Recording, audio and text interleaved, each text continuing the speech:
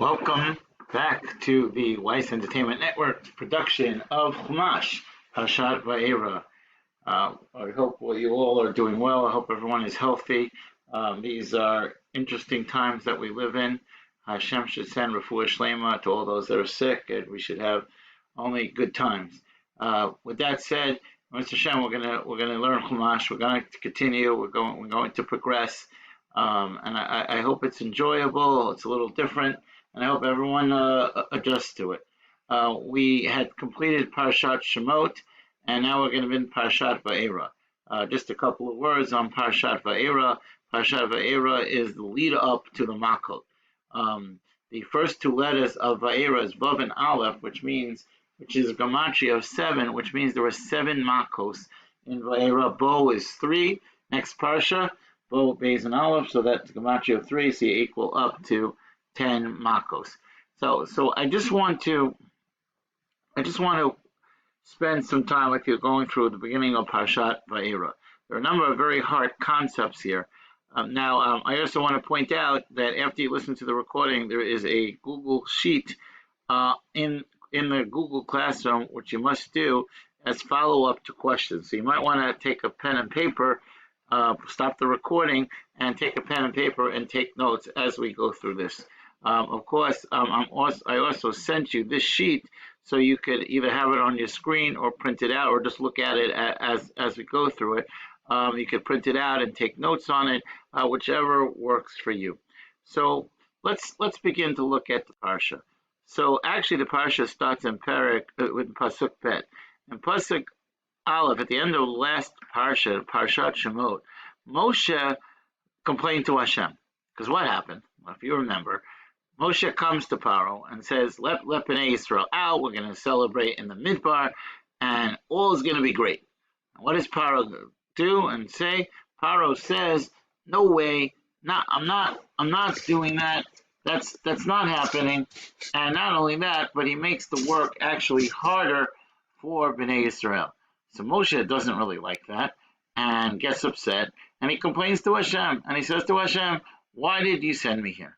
And Hashem says, you'll see as the parsha ends that there's going to be 2 yad chazakas, 2 strong hands. Hashem is going to send his strong hands, which we discussed, meant the Makot.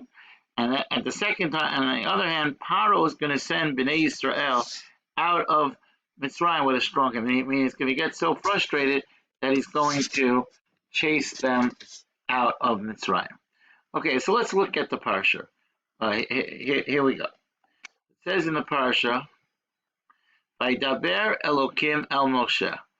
Now, Vayidaber, just to do a little bit of language skills, Hu Diber. So Vayidaber is Zachar, and so Vayidaber Elokim El Moshe. So who's speaking here? It says Elokim. Elokim Diber El Moshe. Hashem is speaking to Moshe. Vayomer Elav. And again, Hashem is still speaking. He says to Moshe, Ani Hashem. So everyone knows the term Ani Hashem means I am Hashem. So now, there are a number of things here. So number one, Elokim. So a long time ago, I told you that anytime the Torah uses the word Elokim, it means Hashem is sitting in judgment. As it says number 1 here. When the Torah uses the term Elokim, it means Hashem is in judgment. Now, what's the judgment? So it goes back to what I just mentioned to you, that Moshe complained that Hashem made it bad for Bnei Yisrael, and now Hashem judges Moshe on that. By Daber Elokim Moshe, says Rashi, Diber Ito Mishpat. Hashem spoke with Moshe like a judge. Why? Al Shehiksha L'Daber, because he spoke very harshly to Hashem. Loma Lama Hare Ota Lama Zeh. Moshe said to Hashem, why did you make it harder for the people?